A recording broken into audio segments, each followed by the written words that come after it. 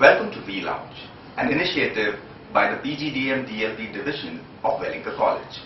Today, we have with us the CEO of a billion-dollar jewel company, an MBA having worked with brands like Kodak, Renaissance Retail, Gitanjali, amongst others. We have with us the CEO of Ddamas, Mr. R.K. Menon. Welcome, Mr. Menon. It's really a pleasure to have you with us on V Lounge here. So, Mr. Menon, after finishing your MBA in '94, now being a CEO of a million-dollar jewel company, how has the journey been so far?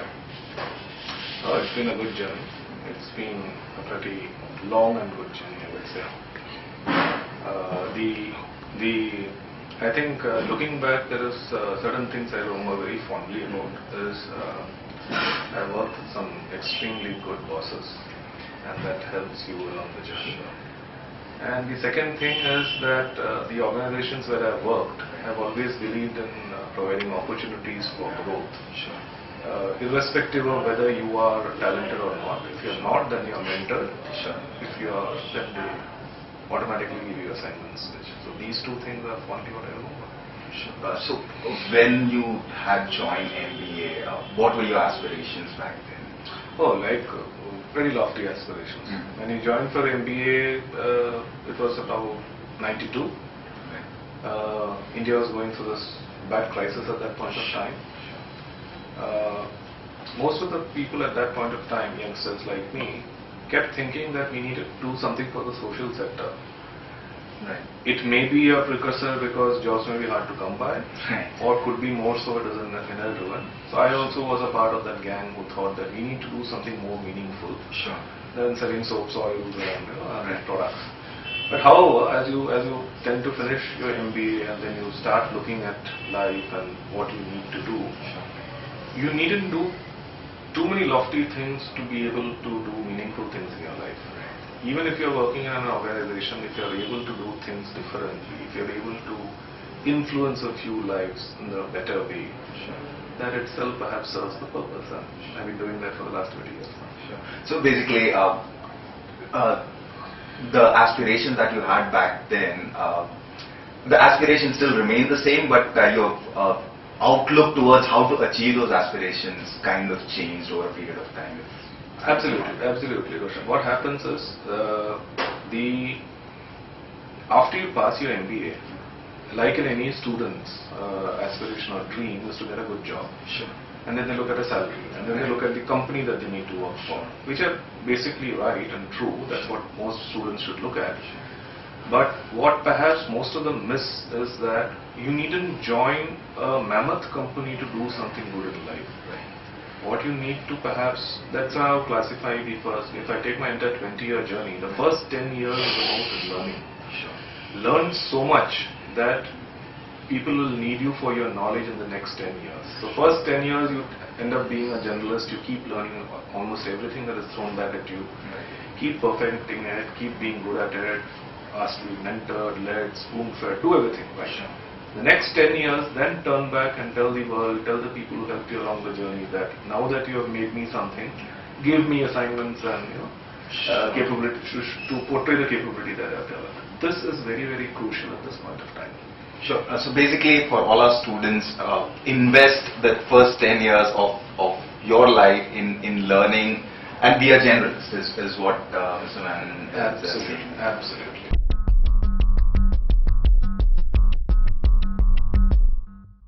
From the '94 batch, and I'm sure you must have seen the MBAs that are coming out of institutes right now. Is there a difference in the current breed and in the way yours? Absolutely, Grant. See, the difference is, I'll tell you why.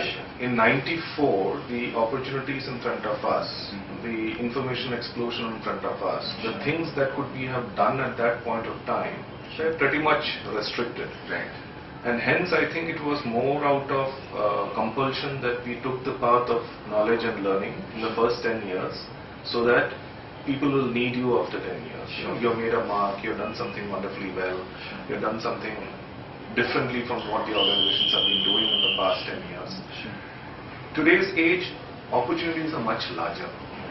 I don't think an MBA student doing their first year or fourth semester really bothers about not getting a job. Right. However, something has changed. Earlier, we were happy to work in a job that gives you a salary and allows you to learn. Right. Today, I still feel that due to all these media bashing that happens about institutes and the huge astronomical salaries that you get, a false expectation is coming in the breed of MBA students that MBA means a high salary. Right. But personally, I feel that you don't get knowledge to earn something. You get knowledge to contribute back something which will automatically pay you back. It's like a fixed deposit. Unless you don't put in anything, you're not going to get a return. That I see in the current crop where they are aspiring for higher salary and comfortable jobs. Comfortable jobs could mean AC rooms and laptops and the gizmos. Good.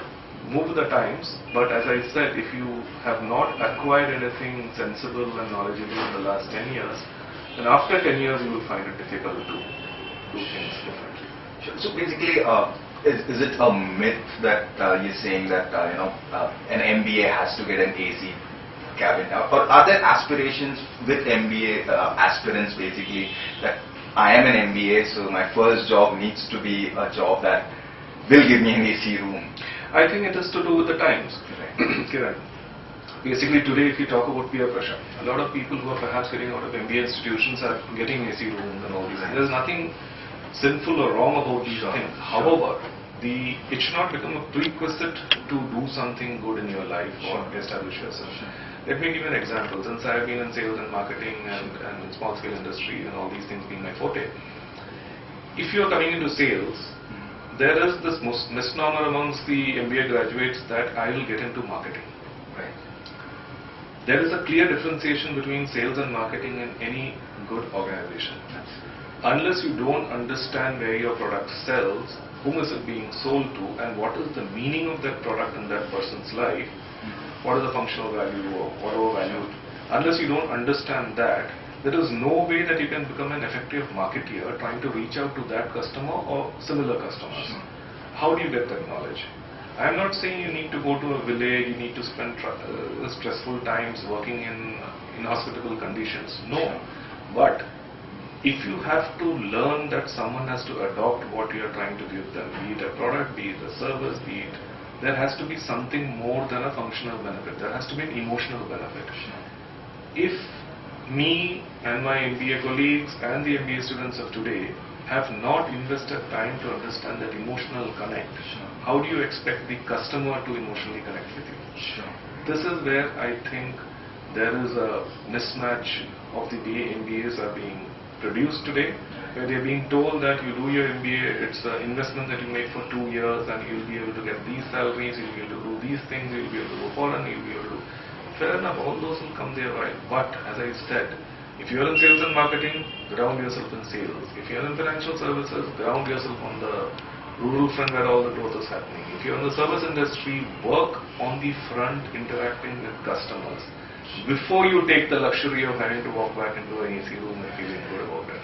So being there, understanding Absolutely. the customer, understanding the market has to be an integral part in learning. I have, though it's something that I coined for myself, it might sound a cliche, I say that if you're in sales and marketing, if you have not known the pain of losing a sale, you'll never know the joy of getting a sale.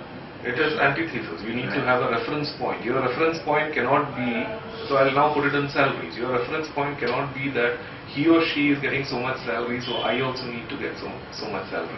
It all derives from what are we contributing back to the organization for which I am being paid something or recognized or incentivized. If you have a better proposition to the company than someone else, hold your horses, you will reach where you want to reach.